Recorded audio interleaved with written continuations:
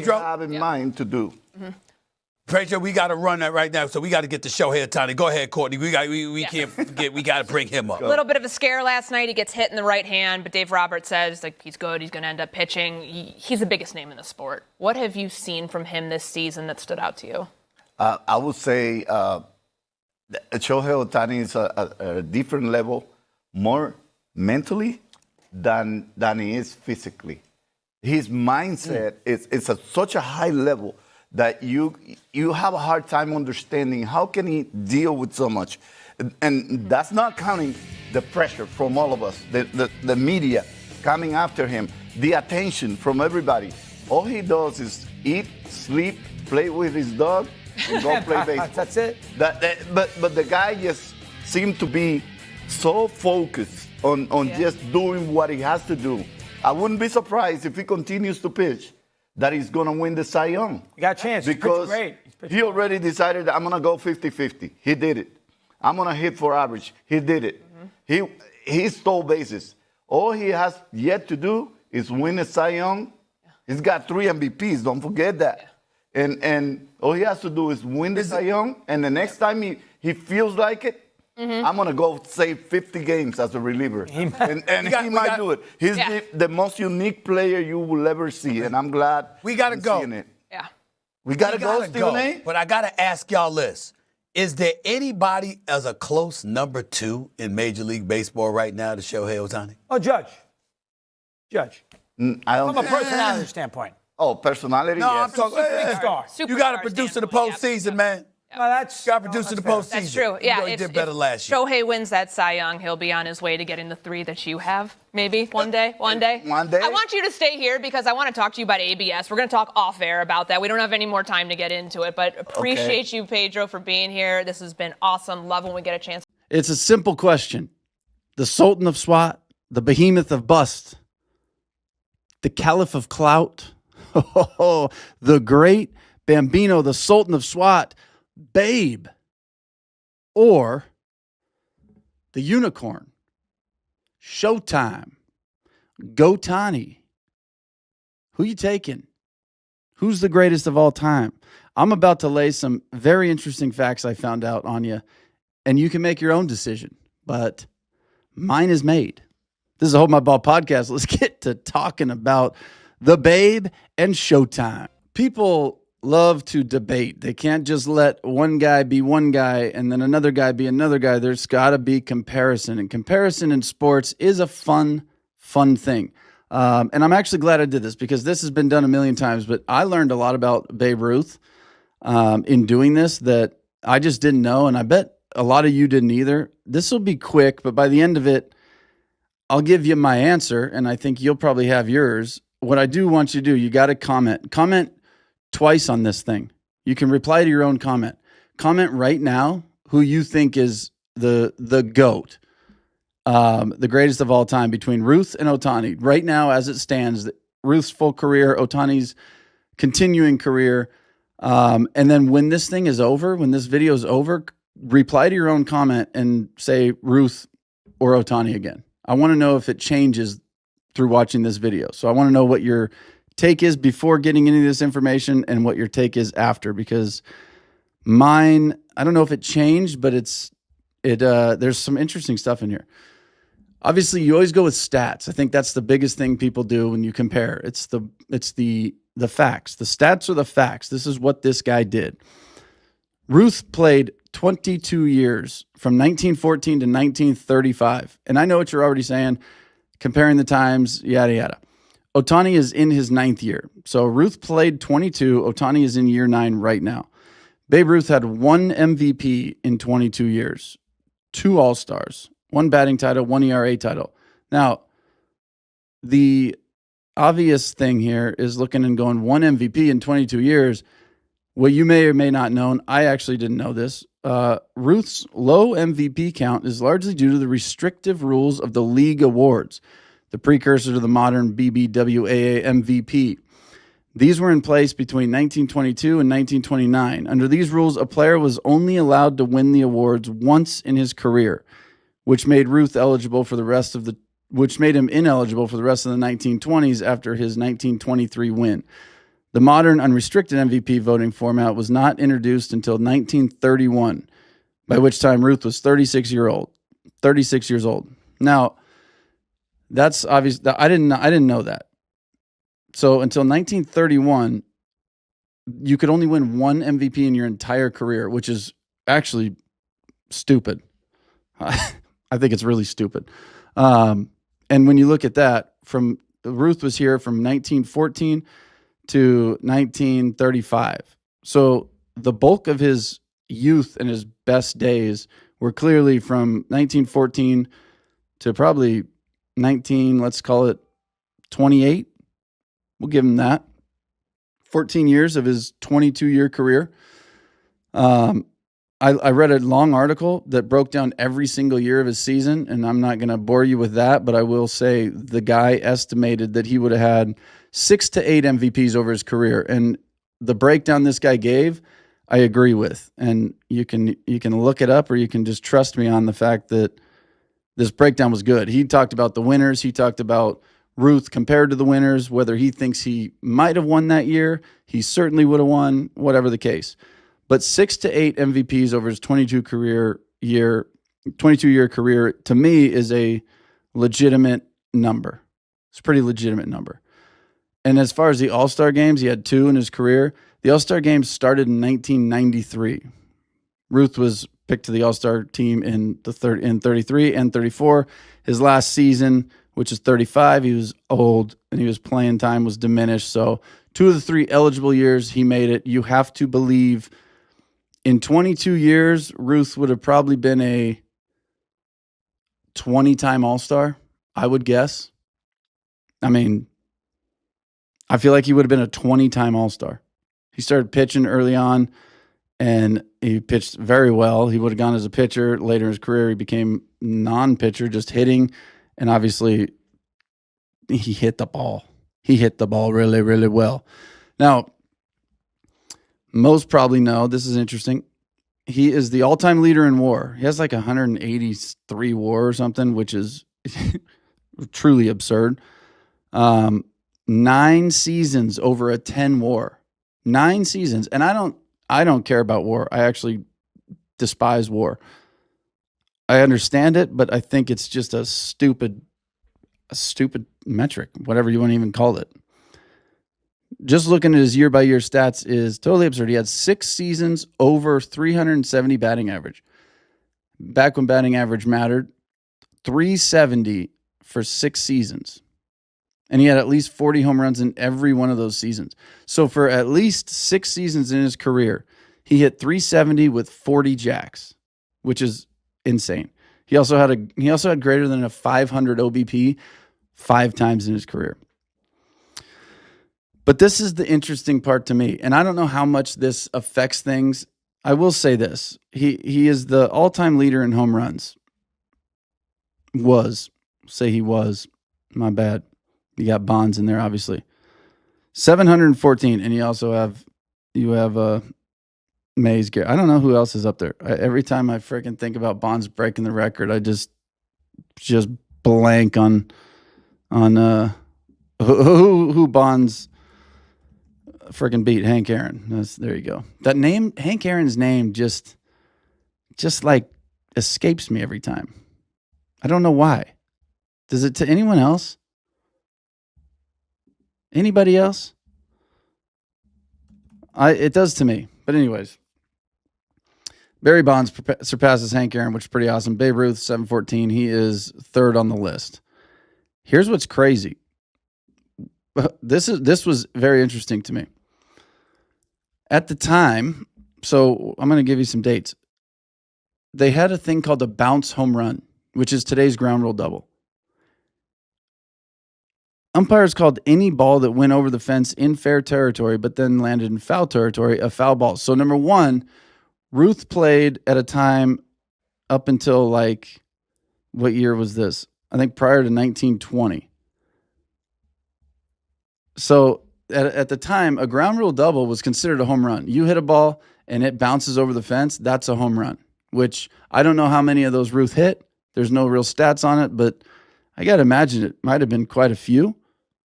There's not a ton in today's game, so you don't see it as much. I don't know what their fields were like, though. If they had warning tracks, I got to imagine they were like hard as rocks. And even some of the grass fields were probably hard as rocks back then. So there may have been a lot of ground rule doubles. There might have been a lot. And I'd be interested to know that number, but I don't think there's any way to find out. This also is very, very interesting, and this goes the other way, but this changed in, I don't know what year this changed. Home runs that hook around the foul pole like they do now, if it goes obviously around the foul pole in fair territory, it can hook around it and land in what would be foul territory on the other side of the foul pole, is a home run. Back then it wasn't, which is actually crazy. Any ball that went over the fence in fair territory but then landed in foul territory was considered a foul ball. You couldn't hook a ball around the foul pole for a home run as you can today. There was a rope attached to the foul pole stretching back to a second foul pole at the rear wall of the bleachers. The ball had to land in fair territory no matter how far you hit it, which is crazy. Ruth's 60th home run in 1927 was said to have cleared the fence clearly fair but landed close enough to the line. Some argued it should have been called foul, which is just a crazy thing to do. So every ball you hit over the fence had to land still in fair territory no matter what. That's wild. Now, when Ruth played, the Yankee Stadium he was at, right field was 295 feet. That's pretty friggin' short. And Ruth saw there was 16 teams in the league for Ruth's whole career. And there was only white people in the league. There was no black people allowed to play at this time. So Ruth's competition, clearly nothing close to what it was today. I mean, nothing close. Now, for the times, obviously, they were the best that I guess the world had to offer within the racial rules they had, which is crazy. But it doesn't compare in any way to today's game. It just doesn't. It can't. It just can't. Here's one more thing. Prior to 1920, I don't know how many times this happened to Babe Ruth, you weren't credited with a home run if the winning run crossed the plate ahead of you. So there was no, if you're down by 1 and there's 2 runners on and you hit a home run, once that second guy crosses, you're credited with probably a double or a triple wherever you are. I guess a double, wherever he is when he crosses home plate. So if you stepped on second and the guy on first stepped on home at the same time, you get a walk-off double, I guess. So I don't know how many home runs Ruth either was credited for with the ground rule doubles, missed because of the foul ball rule, or missed because of the walk-off. That guy scored, the game's already over. It doesn't matter if you touch home. That's not a home run. Very interesting. But when you look at Ruth and you look at his 16-team league for his whole career, the competition, seeing the same arms where one pitcher threw the whole game, it is hard to look at and think, yeah, that is in any way equal to what Ohtani is seeing when he sees probably a minimum of two to 3 pitchers a night. Different arms. Every one of them pumping 95 or higher. Really, truly, like, not comparable. Ohtani's got 30 teams in the league. Now, here's the Ohtani kind of thought. We'll go over pitching real quick. Their pitching careers, because Babe Ruth, this is why it's a comparison, because Babe Ruth and Ohtani, 2 of the best to ever do it, are pitching and hitting, and you haven't seen anyone do it like the 2 of them really ever. You just haven't. Let's go. Games. WAR. Let's do WAR first. 182.6 for Babe Ruth, 55.3 up to this point for Ohtani. 2,503 games for Ruth, 1,067 for Ohtani. So Ruth at this point has played about 2.5 times more games than Ohtani. He started 147 of them as a pitcher. Ohtani has started 108. 1,221 innings for Babe Ruth. Ohtani is 577. So, again, he has half. He has almost exactly half the innings, which is pretty crazy. ERA, 2.28 for Babe Ruth, 2.8 for Ohtani. Here's the thing I look at and think this is pretty amazing. But, again, different times. Babe Ruth, in his 1,221 innings, struck out 488 guys. Ohtani, in his 577, half the innings as Babe Ruth, has struck out 724. So he struck out about 250 more guys in 700 less innings. That's wild. Babe Ruth's K percentage was 10. Ohtani's is 31. Ohtani has 195 walks to Ruth's 441. So Ruth walked, what is that, a guy every 3 innings? Ohtani at 195 is close to the same. 195 walks, almost 600 innings. That's about 1 in every 3 innings. Now, Hall of Fame, yes, championships, 7 for Ruth. Again, 16 teams, different time. Ohtani's got 2. He's got 5 All-Stars, 4 MVPs. It seems like Ohtani has more All-Stars than that. I don't know if that's truly correct, but when it comes to pitching, Ohtani clears this by miles. By miles. That's not even actually close. So check for Ohtani in the pitching department. He's doing it in a much harder time. But when you look at the strikeouts back when Ruth played were like embarrassing. They were like an embarrassing thing. He once, I think Lou Gehrig, is it Gehrig? I don't know. One of those guys, Mantle, one of those dudes struck out a few times in a game and was booed. Just boo, boo, boo. Because it was like embarrassing back then. And he flipped his whole thing like, I will never, ever strike out again. That's basically how he went. And then he won the Triple Crown and they never booed him again. So tough crowd even back then for the Yanks. Ruth also started striking out a little more because he, at a point in his career, went 4 for 4 with 4 singles and was getting booed on his 4th single because the people didn't come to watch that. They didn't come to watch Babe Ruth hit singles. So he said, all right, screw it. Time to hit jacks. And obviously when you're trying to hit home runs, that's going to come with more swing and miss, more strikeouts. So it is interesting offensively for Babe Ruth. And now today, in today's game, strikeouts are fine if you're hammering home runs. A la one of my favorite players, old Kyle Schwarber. So the pitching check mark for Ohtani, I give it to him. I don't even think it's close. Now, when you look at the offense here, Ohtani, 1,067 games, 4,563 at-bats. Babe Ruth, 2,500 games, 8,399 at-bats. So, again, 2.5 times the games. At-bats, about double. We'll call it double. Babe Ruth played in a Yankee Stadium for a large portion of his career, and it was 290 feet to right field. And you were allowed to bounce it over that fence for a home run. It's interesting thing I wasn't aware of that changes the game a little bit. Ohtani, 288 home runs so far. Ruth, 714. Ohtani's got 695 in the RBI department. Ruth had 2,214 RBIs. A career 342 average. Ohtani, 281, which if you translate those two from that game to today's game, I think a lot of these are pretty equal. 690 slug. Ohtani's at a 578 slug. 2,174 runs and 741 runs for Ohtani.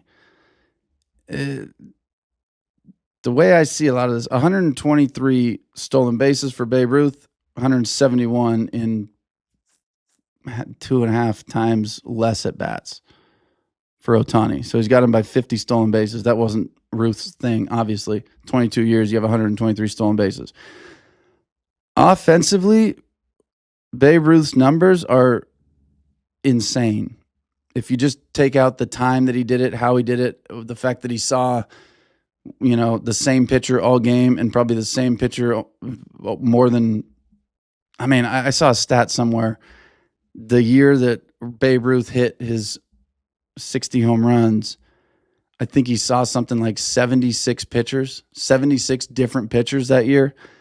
And when Ohtani hit his 60, it was something like, I want to say 270 something, close to almost 300 different pitchers, which would make sense. I feel like it's honestly could be more than that, really, but it makes sense. If he saw 2 a game, 162 times 2 is, what is that? 324. So let's just put it at 300. You're seeing 300 different arms compared to Babe Ruth, who saw 70, the same guys over and over all season. And God knows they weren't anything near today's pitchers. They weren't even close. They couldn't have been. They just couldn't have been. So when you look at the offensive numbers overall, Babe Ruth, unbelievable. He has him in every category when it comes to actual, just overall, whatever. I'll add his OPP and slug, his OPS right here. 690 and 474. What's that come out to? 1134? 1164. A 1.164. That's his career. That's his career OPS.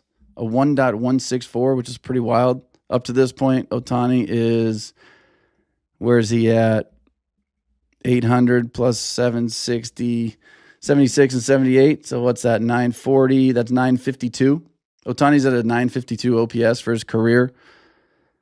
Both guys obviously doing very amazing things, but pitching, hands down to Ohtani. And here's the thing with Ohtani, he literally can do whatever he decides he wants to do. He wanted to go 50-50, got it. Did it, no problem. 50 homers, 50 steals, got it. First guy ever, I'm going to invent that club. Did it. He wants a Cy Young. That's what he said he wants. He wants a Cy Young. And this is the first year he's really I'm going to try to win the Cy Young. He's made it clear. And he's currently pitching to the tune of a 0.73 ERA over 8 starts, 49 innings, 28 hits, 4 earned runs, 54 Ks, and a 1.043 whip, which is really my favorite pitching stat. I think it's the best stat there is. If you don't know what whip is, it's walks and hits per innings pitched. So that's basically how many base runners get on base just because of the pitcher. It doesn't count errors, doesn't count anything else, only the pitcher. That's what he can control. So 1 an inning at most, and even that feels like that stat might not even be correct. Let's find out real quick for Ohtani this season. Ohtani stats. This year, where's he at pitching-wise? He is, I'm sure it's probably correct, but let's see. No, there you go. 2026 whip, 0.837. I knew that couldn't be right. 0.837 whip. So this dude is letting on less than 1 guy per inning when he pitches to his own accord. And he's doing what needs to be done to win a Cy Young. He's not the favorite. He's not the favorite. Christopher Sanchez is absolutely dealing. And there's another guy or two up there too, but he's gone 6, 6, 6, 6, 6, 7, 7, 5. That's how many innings he's gone in his 8 starts. 5 straight starts of 6 innings, and then 2 starts of 7 innings, and then a 5-inning outing. This guy is literally whatever he decides he wants to do, he's going to do, or at least put himself in the runnings for something. It's very interesting to me that Ohtani he's a freak. That's the thing. He's an absolute freak of nature. There's not anybody else that has done it like him in the modern era. So after reading, researching, looking at all this stuff I just told you, here's my bottom line. And I think this is how we should do it for Jordan and LeBron. I think this is how we should do it for everybody. But in this specific case, I truly believe these two guys are unique because I don't think anybody has come in between the two of them. And maybe there has, maybe you guys could tell me, that pitched and hit like this. So I think you're really 100 years apart. I don't think in between those 100 years, there's somebody else that belongs in this debate the same way. And so the bottom line for me is there's a new category. I'm going to call it the GOATs. Instead of the GOATs, I'm going to call it the GOATs. G-O-T-T-S. Greatest of their time. G-O-T-T, the GOAT. He's the greatest of his time. How come we can't have that? Why does there have to be a greatest of all time? You can't even come close to comparing a dude that played in a 16-team league that wasn't allowed any other race playing. And I truthfully, actually, I don't know if they let Asians or anyone else. So I don't want to say any other race and discount the racism that was happening back then. And maybe it was, I should have done my research more, but I'll say both. No other race. Maybe that's one scenario. I don't know if a Japanese guy could have played back then. I have no idea. Doubt it.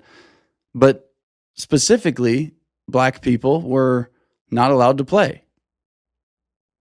It's not even comparable. And all the other things we talked about. So you cannot compare 1920 to 2020. It's in every aspect, it is a completely different game all the way around. Any pitcher today, the Houston Astros just threw a combined 3-guy no-hitter against Texas. I would argue if an old team like that, if you just plugged in a 1920s team, take the Babe Ruth Yankees or whatever he was on, put him in today's game without any difference. You have a 1920s team. You don't have the resources of today. You don't have any of that. You got your 50-ounce bats. You got all that stuff. I would argue they would get no-hit 100 times in a 162-game season. Would they eventually figure it out? Yeah. But I would argue there would be an insane streak of what is this? When you're seeing Mason Miller come in, not a guy would be able to take the bat off their shoulder. Maybe that's crazy. Maybe 100's crazy. They were professionals back then. They might figure it out sooner than that, but I think there would be an insane amount of no-hitters. Insane. So Babe Ruth faced a significantly easier MLB than Ohtani. And I will say this. I'll finish with this. I think Babe Ruth is today. I think today's Babe Ruth is Kyle Schwarber. That's what I think. I think if you put Babe Ruth in today's game and gave him the resources growing up that Ohtani has and all these guys have, I think he is a Kyle Schwarber, if he's even that good, to be honest. But Ruth, for his time, clearly the greatest of his time. Now, if I had to choose between the two, am I taking Ohtani, what we know of Ohtani today, and Babe Ruth, who also got all the same resources, say he was born the same year as Ohtani?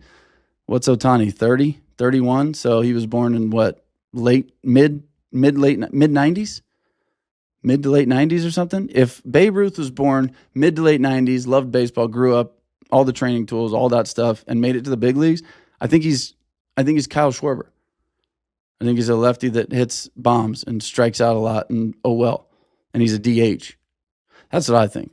And if I had to pick one of the two, same resources, if Ruth was born in the late 90s and made it to the big leagues, this is Ohtani hands down, not even honestly a question in my mind.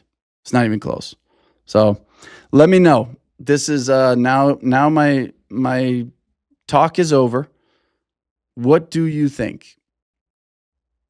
If you commented in the beginning, please reply to your comment and tell me if it changed or whatever. You don't even have to give a reason, but you can. Give me reasons what you think. I love a good, you guys fill me in on a lot of stuff that I might not even know too, because my research goes just far enough to feel like I'm good enough to do a podcast, and then I just rip it. If you can't tell, very little prep here. But I do make sure that everything I'm saying has been researched to the best of my ability as true and not just throwing stuff out at you guys.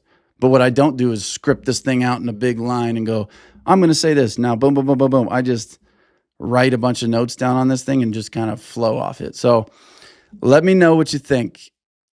Was your first thing Ohtani, it switched to Ruth? Was it Ruth switched to Ohtani, or was it Ruth stayed Ruth? Was it Ohtani stayed Ohtani? Or do you guys agree? Get rid of the GOAT debate and let's go with the GOT debate. G.O.T.T, greatest of their time. Simple. Very simple.